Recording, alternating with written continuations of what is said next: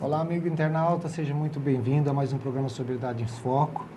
O foco do nosso programa é trabalhar a recuperação, dependência química, compulsão, obsessão por álcool e por droga. E hoje eu queria agradecer aqui a Mariana Barbato. Ela é estudante de arquitetura e urbanismo e ela que mandou as perguntas para a gente, né? Junto com, seja muito bem-vindo aqui o nosso convidado especial hoje, Eduardo Nóbrega. É isso? Nome de humorista, hein, Eduardo? Eduardo Nóbrega. Seja muito bem-vindo, Eduardo. Obrigado. E a nossa primeira pergunta aqui da Mariana Barbato é: como você vê o tratamento? Tratamento da dependência química, né? Bom, eu fui internado algumas vezes já, né? Eu passei por algumas clínicas de dependência química, né? Ou seja, obviamente eu sou um dependente químico e estou em recuperação hoje. Graças a Deus, vocês aí, eu estou conseguindo me manter em recuperação. Isso aí me trouxe uma experiência de várias internações, né? Eu tive em algumas clínicas, umas psiquiátricas e outras comunidades terapêuticas, que geralmente, hoje, essas últimas são voltadas para, orientadas pelo programa de 12 Passos de grupos anônimos. Então, a internação eu vejo como uma necessidade, que para mim foi, de brecar o uso de drogas, né? A compulsão, a obsessão e ser instruído no mínimo requisito para eu poder, num segundo momento, consertar algumas coisas que ficaram, aliás, várias coisas e as diversas coisas que ficaram pendentes na minha vida, que desestruturaram totalmente devido à adicção. Então, é uma coisa necessária, né? É assim que eu vejo o tratamento. Dificilmente eu conseguiria parar de usar, né, sem ter passado por uma instituição, né, especializada em tratamento de dependência química. Sozinho a gente não consegue, né, Edu? Não consegue. Sozinho é muito difícil. A pessoa sair, ter a boa vontade de ir para um grupo e ela, por sua livre e espontânea vontade, querer parar de usar droga. Ninguém para pelo amor, né? Geralmente. Infelizmente, na maioria das vezes, as pessoas param pela dor. Du, seguindo aqui, eu esqueci até de complementar, o Eduardo hoje ele trabalha na comunidade, na clínica Alpha Max, né? Como comunicação, ele trabalha lá com a internet, com o site, ele que cuida de toda essa parte dentro da clínica. Vamos seguindo aqui, Du, mais uma pergunta da Mariana. O que você acredita que poderia ser melhor no tratamento?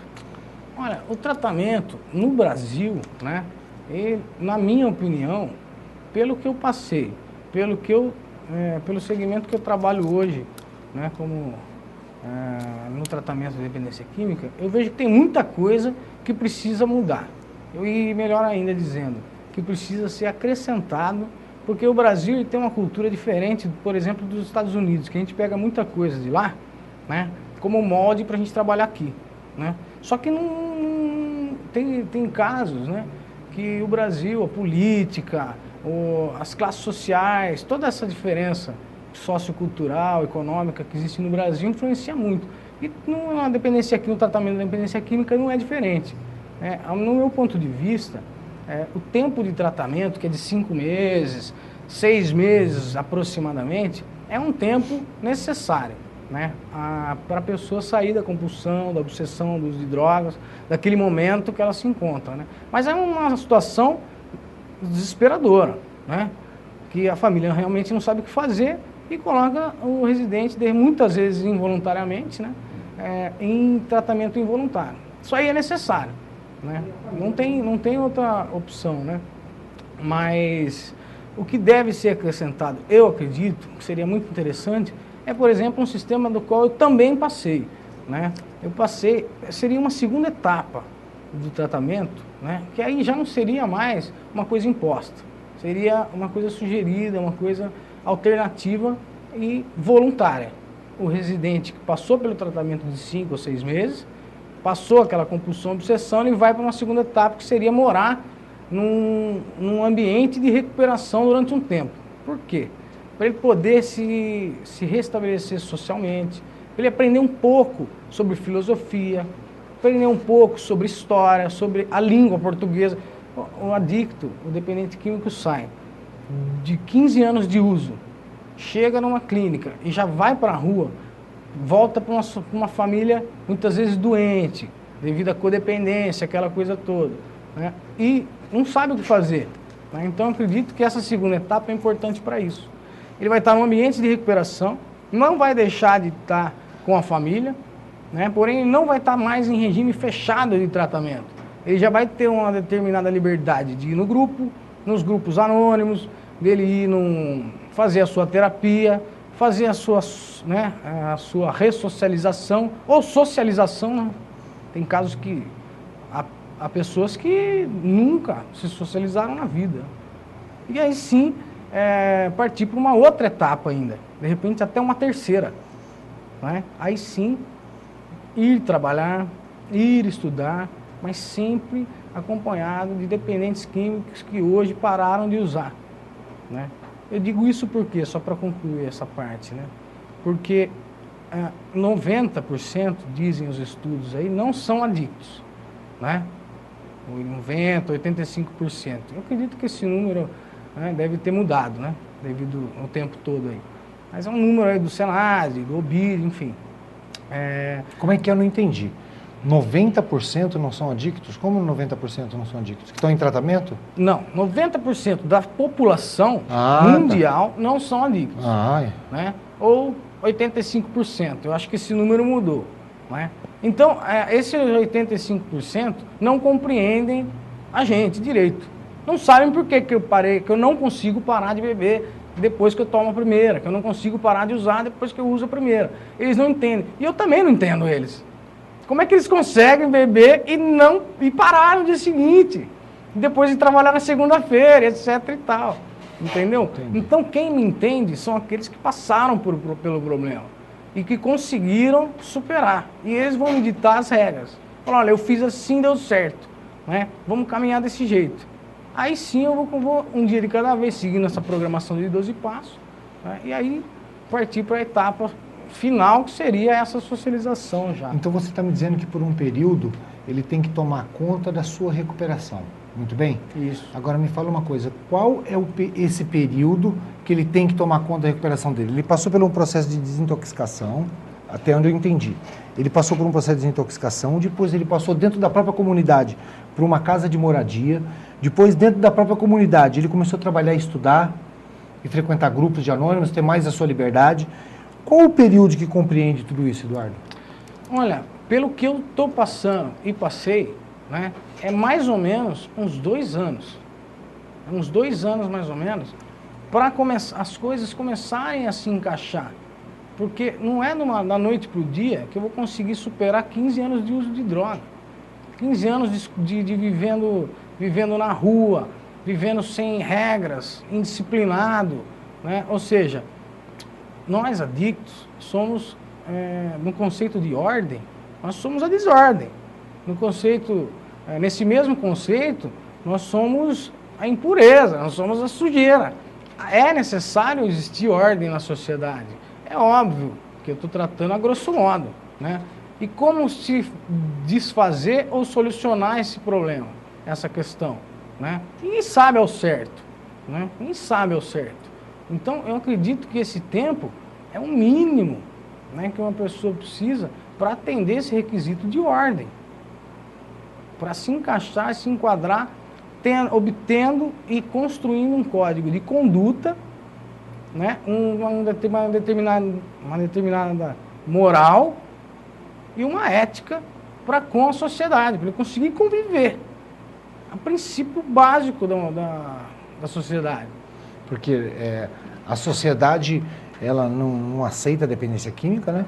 Como uma doença hoje, a maioria das pessoas são leigas em relação ao assunto, então ela não aceita o dependente químico, e o dependente químico tem essa dificuldade de estar vivendo ao lado de uma sociedade dita normótica, digamos assim. Né? Uma sociedade onde o cara, que nem o cara que fica um tempo internado, chega em casa, o pai, filho, toma uma cervejinha, não dá nada. Depois você para de beber, vamos beber uma aqui com o pai, depois tá tudo bem. Só que o pai não compreende que o filho não tem controle sobre isso. Sim. Ele não tem controle sobre isso. Ou muitos pais, pais inclusive de amigos meus que eu conheço, enfim, que falam, eu fumo um baseadinho, mas não dá nada, mas só que ele não tem exemplo nenhum para dar para o filho, moral nenhuma para dar para o filho, porque ele ainda continua usando e achando que aquilo não dá nada. Eu tenho controle sobre isso. Não é bem mais ou menos isso? Sim, exatamente. Né? Eduardo, na parte do convívio com os internos, todas essas perguntas o que a gente está fazendo hoje é tudo da Mariana Barbato que mandou para a gente. Então, todas elas são da Mariana. E na parte do convívio com os internos? O convívio com os internos, nesse período de internação, onde eu estou em regime fechado, né, é um convívio bastante intenso. Nenhum relacionamento é fácil, é difícil. Ainda mais sendo adicto, né? Sendo pessoas que nunca ou respeitaram um pouco as ordens, as regras e as normas, né, da sociedade. Então, para eu poder me adequar a esse convívio, eu tenho que ter muito esforço da minha parte para eu, não digo me controlar, mas simplesmente abrir mão da minha reação, porque a minha reação, ela não é muito legal, porque eu aprendi a reagir de uma forma adicta, digamos assim, de uma forma impensada, insensata. Então é todo um contexto que contribui para com que eu não consiga ser uma pessoa agradável socialmente a princípio, pois isso vai melhorando. Então eu acredito que o convívio é essencial. A gente vive pai, mãe e 2 filhos, estão cheios de conflitos. Imagina dentro de uma clínica, não pode ser um mar de rosas, não tem como você ter um convívio. As pessoas são diferentes, o ser humano é diferente, tem um convívio diferente, uma cultura diferente, um poder aquisitivo econômico diferente. Então, enfim, as pessoas são diferentes. Eduardo, e a participação da família e sociedade? No tratamento. No tratamento. Principalmente nesse início, é imprescindível a participação. Porém, tem que ser, ao meu ver, né, uma participação onde a família também se cuide e trate de si mesma. Porque a família realmente também fica muito abalada, né, e adquire uma determinada codependência, adquire essa mania, digamos assim, de estar bem só quando o familiar está bem, né? Ou quando ela acha que ele está, né? E mania de controlar o dependente, de tentar controlar, devido a todos os anos de uso de droga. Então a participação do familiar tem que existir, porém ele também tem que ser tratado. Isso num âmbito de internação, num momento de tratamento dentro de uma clínica. Ele também tem que ser tratado para que ele não facilite muito o uso de droga do residente, assim que ele sair, que não fale coisas de repente que vai incomodar absurdamente, porque o familiar está doente também. E a participação da sociedade, eu acredito que deveria ser um pouco maior, né, essa participação, mas também está sendo natural, né? A participação da sociedade está sendo natural devido à necessidade. Né? A necessidade hoje da sociedade adquirir conhecimento e se instruir em relação à dependência química está sendo muito grande. E quanto maior o número de adictos, maior a necessidade. Ou seja, das duas uma, ou a sociedade adquire conhecimento para lidar com a situação como se deve, de forma ética, sensata, com um tratamento profissional e tudo mais, ou então joga todos os adictos para quarentena. Eu vejo a sociedade hoje, devido à mídia, um pouco assustada com tudo isso, né? A mídia, ela tá da forma que é divulgado, da forma que é falado, eu acho até uma forma um tanto quanto leiga em relação ao assunto. Eu não sei se leiga ou se, aquilo como você disse, ninguém sabe direito como tratar, né? Nós estamos fazendo o melhor que nós podemos. A realidade é essa. A gente traz modelos de outros países, mas não se adequa aqui devido aos problemas sociais que nós temos, são diferentes do de lá.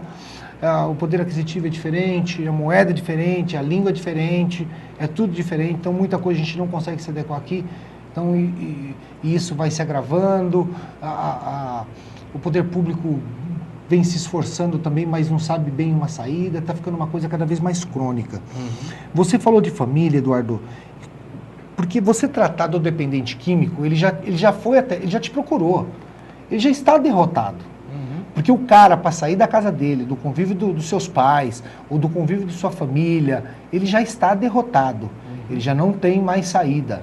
ele vai para uma clínica quando ele está absolutamente irrecuperável, ele se acha irrecuperável, ele está destruindo tudo. Agora, como se trata da família arrogante, prepotente, acha que não tem nada a ver o tratamento dela com o do filho, que a gente escuta muito falar disso, né? Vai tratar do filho, de mim não. Eu não tenho problema nenhum. Eu tomo minha cerveja, fumo meu baseado muitas vezes, e eu não tenho problema nenhum. E para tratar dessa família, Eduardo? Como que chamar essa família para recuperação? Eu acredito muito na atração, né?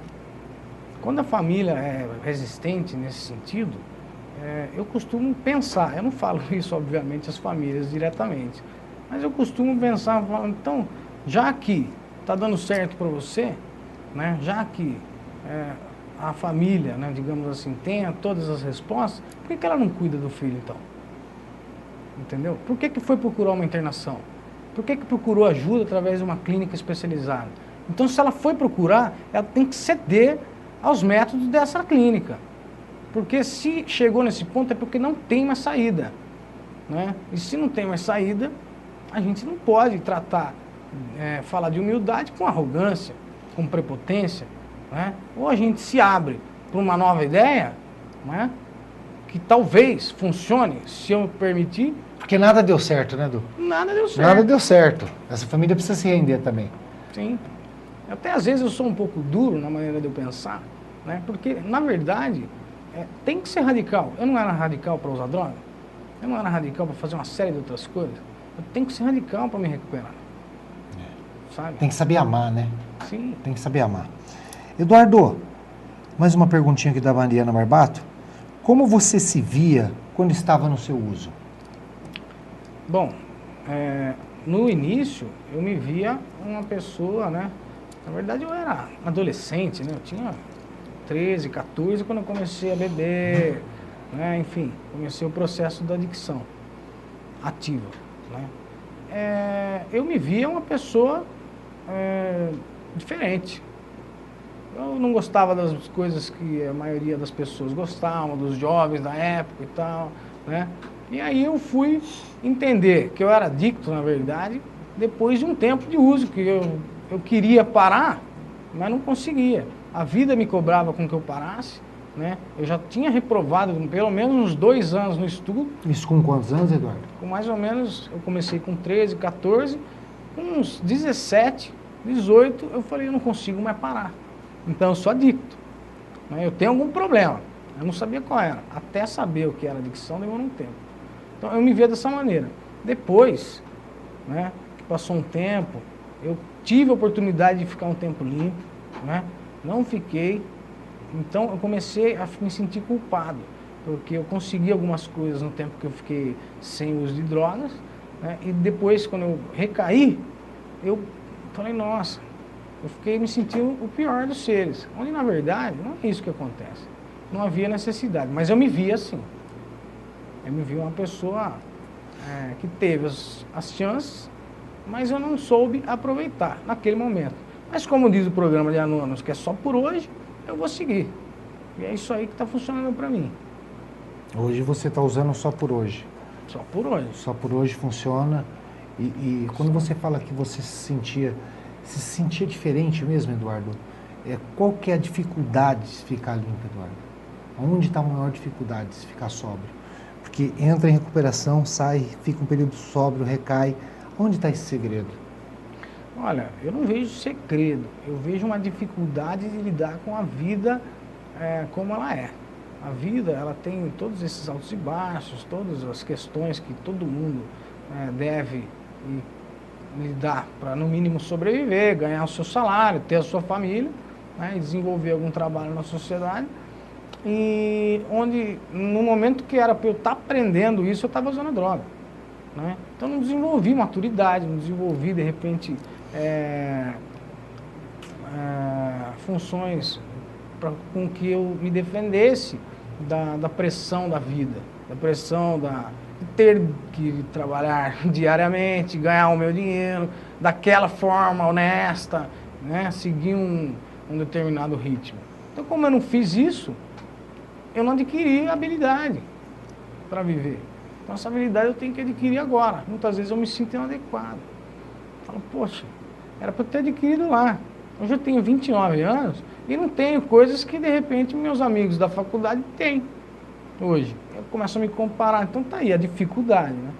Mas Uma o delas, né, segredo Eduardo? é uma delas, né? Uma delas, porque a gente sai bebida à vontade, todo mundo usando droga pelas esquinas, então a gente precisa lidar com essa dificuldade dia a dia e entender que ainda bem, né, 90% da sociedade não é doente, como algumas pessoas têm o problema do alcoolismo e da drogadição. Sim. E hoje, Eduardo, como você se sente agora?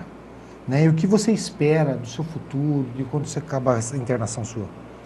Bom, hoje eu me vejo uma pessoa que eu falei, que tem uma série de dificuldades, né? Preciso rever e estar sempre atento a todas elas, mas também com flexibilidade. Porém, eu também tenho minhas vantagens, viu, Manel? Eu tenho minhas vantagens. Eu vivi uma vida de que, digamos, 90%, 85% da população não viveu. Então, eu também adquiri experiências que 80% ou 90% não adquiriram, né? Tais experiências, de repente, podem ter sido pelo lado mais doloroso, difícil, né? Porém, eu adquiri certas habilidades que, de repente, eles não têm, né? Então, eu tenho minha vantagem também. Então, eu não me desvalorizo, né? Eu também tenho meu valor. Se eu não seguir uma faculdade, no momento que era para eu ter seguido, se eu não seguir um estudo, não completei determinadas coisas no tempo que geralmente as pessoas fazem, né? Como que acontece? No entanto, eu tenho experiências aí com proatividade. É uma coisa que eu adquiri. Ou eu era proativo no meio da favela, certo? Ou então eu morria, né? Ou tinha palavra, ou então tinha que fugir, sabe? Então eu tive que criar determinadas habilidades. Hoje eu vejo como só um fator positivo, né? Que independente de qualquer coisa, existe uma ética e uma moral também, né? No âmbito do uso de drogas, no âmbito da adicção ativa. Né? Você tem que ter uma palavra, você tem que ter firmeza naquilo que você fala, né? Pelo menos demonstrar, nem que seja de mentira, nem que seja mentirosa. Então, existem algumas coisas que eu acredito que são boas. Na realidade, a gente, quando entra em recuperação, é como se o caráter da gente fosse começar a se formar ali, né, Eduardo? Uhum. Aquela coisa que nem você falou assim, que eu tinha que dar minha palavra para o traficante, né? E hoje você tem que dar a sua palavra para uma série de outras coisas honestas, Exato. Não erradas. Então a gente vai meio que modulando o nosso caráter. Uhum. Du, como que você chegou na clínica, Eduardo? Você chegou voluntariamente, involuntariamente? Você foi resgatado? Você chegou transbordando de amor? Como você chegou na clínica? Eu cheguei através de resgate. Eu cheguei involuntário, né? Involuntário, até acho que involuntário é uma palavra muito... acho que não seria ideal para esse tipo de abordagem. Eu acho que o tratamento involuntário, dito involuntário hoje, é um tratamento onde a pessoa vai se internar contra a própria vontade. Porém, quem tem vontade de se internar? Começa por aí, né? Eu não tinha vontade de me internar, né? Agora, eu também tinha a necessidade de um tratamento. Só que o meu medo, na grande realidade, era passar por alguma outra clínica, né? Das quais, de repente, eu passei tempos atrás. Que eu tive mais umas 3 clínicas que eu passei, que eu acredito que isso até é um tema para uma outra conversa. Mas, diga-se de passagem, foram clínicas que me deixaram muito mal. Onde pessoas agiam de forma antiética, não tinha um tratamento com carinho, um tratamento com seriedade, né? A pessoa simplesmente colocava uma pessoa lá dentro, né? Colocava o filho, o familiar lá dentro da clínica e tratava à base de medicamento e de opressão, entendeu? Fica quieto, né? Aquela coisa, então não tinha, era meio ditatorial, sabe? Então não podia expressar nada daquilo que eu pensava. Aí não funciona. Então meu medo era esse. Por isso que eu não fui voluntário.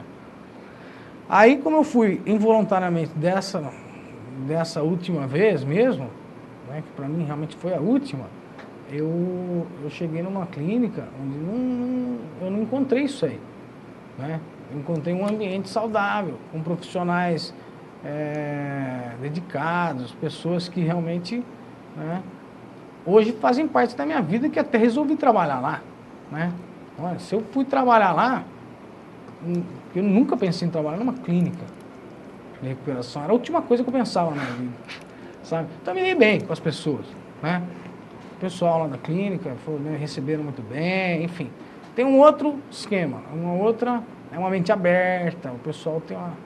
Mais profissional. Mais profissional. Aí eu perdi esse estigma, né? E hoje eu não estou mais involuntariamente.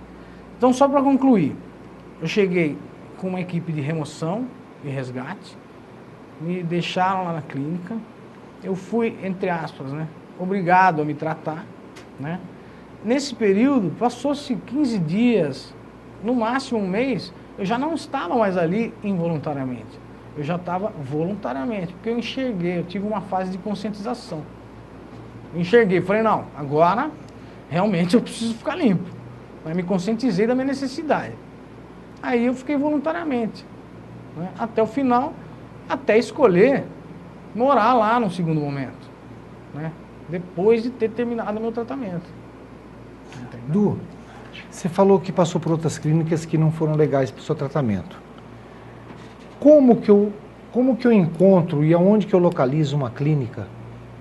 Como que eu procuro uma clínica idônea que vale a pena? Onde que eu encontro isso? Olha, eu acredito que o familiar responsável, por mais desesperado que ele esteja, de repente por não estar conseguindo cuidar, ou então, até certo ponto, amparar o filho, o marido, a esposa, enfim, quem quer que seja, deve ir até o lugar, ir até a clínica, visitar, né, conhecer as pessoas, conhecer o trabalho que é feito dentro da clínica, né, se envolver, até porque, né, um tratamento ele é baseado muito na empatia, né? A gente vai ter um relacionamento junto com o residente de no mínimo 5 meses intensamente. Praticamente todos os dias a gente vai ter contato, tanto com o residente quanto com o familiar. Então, eu acredito que a gente tem que ter essa transparência, né? Nós, quando formos buscar uma clínica para tratamento com o meu familiar. E aí sim, né? Ver como funciona o trabalho e conhecer os profissionais. Eu acredito que é a melhor forma. Por quê? Porque muita gente interna o seu filho, etc. e tal, o seu familiar, o ente querido, de maneira apressada.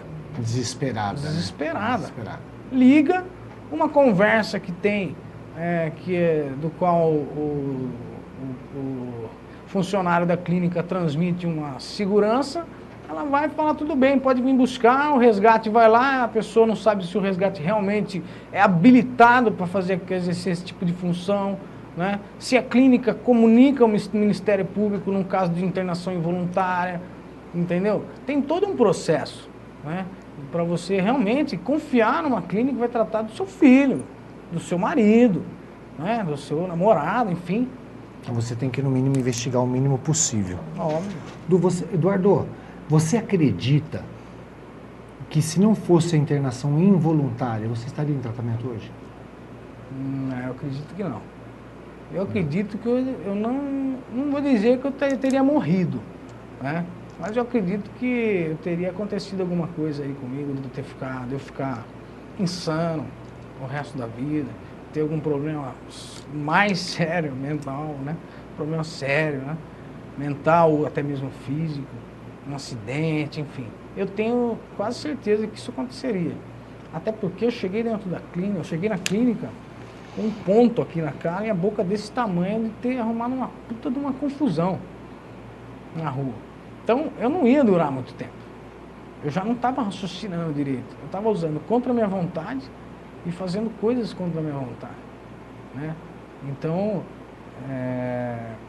eu não acredito que eu conseguiria, não. Muito bem. Eduardo, nosso tempo é curto. Infelizmente já acabou. Queria te agradecer de coração, Eduardo Nóbrega, ele da Clínica Alfamax.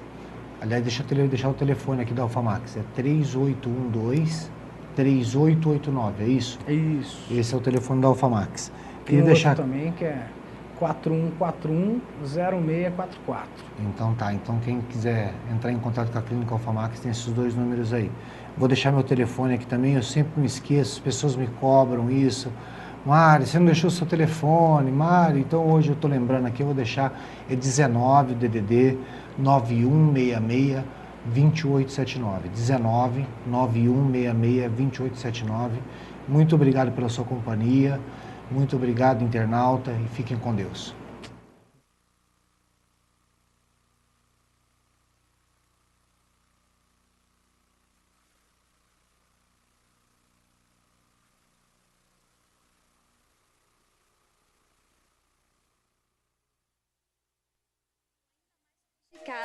E em um espaço mais amplo, a comodidade se faz presente, desde o restaurante até o estacionamento.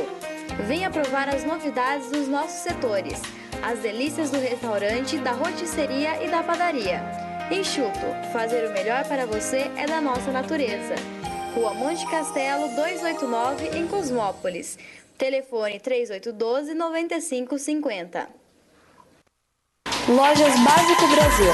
Aqui você encontra moda masculina, feminina, infantil e acessórios. Trabalhamos com a qualidade dos produtos Hering. Venha conferir as nossas coleções com os melhores preços e um excelente atendimento. Loja 1, Rua 7 de Setembro, número 739. Loja 2, Rua 7 de Setembro, 131, em frente à Loja 100. Telefone 3872-6728. Gente bonita, lingeries de vários modelos, pijamas para todas as idades, moda íntima masculina e muito mais. Trabalhamos para o seu conforto e zelamos pela qualidade do produto. Venha conferir as novas coleções. Rua 7 de Setembro, número 747. Telefone 3872-2204. Centro Automotivo Paulinho e Edson. Há quase 20 anos no mercado, realizando um trabalho de qualidade. Trabalhamos com injeção eletrônica, ar-condicionado, alinhamento, balanceamento, freio, motores e câmbio. Atendemos todos os tipos de marcas e modelos. Venha conferir. Rua José Morelli, número 161, Bela Vista 4. Telefone 3872-3645. Se tá bom pra vocês, também tá bom pra nós. Superbox, o supermercado, muito mais barato sempre. Terça é dia de feira no Superbox. Quinta é dia da carne, tudo fresquinho do jeito que você gosta. E o fim de semana da loucura no Superbox. Tudo com qualidade e o menor preço. Compare, entregas a domicílio grátis. Superbox, muito mais barato sempre. Também tá bom pra nós. Se tá bom... Disque Entulho Colibri, há 12 anos colaborando com a limpeza da nossa cidade. Vai construir ou reformar? Peça já sua caçamba. Entregamos caçambas também em chácaras, condomínios e indústrias. Telefone 3872-2710 e 3872-3200. Avenida da Saudade, 2309, bairro Colibri. Há quase 40 anos em Cosmópolis, o Supermercado Enxuto oferece à população um atendimento de qualidade e bom preço. Após as reformas, o Enxuto ficou ainda mais sofisticado e em um espaço mais amplo, a comodidade se faz presente, desde o restaurante até o estacionamento. Venha provar as novidades dos nossos setores, as delícias do restaurante, da rotisseria e da padaria. Enxuto, fazer o melhor para você é da nossa natureza. Rua Monte Castelo, 289, em Cosmópolis. Telefone 3812-9550.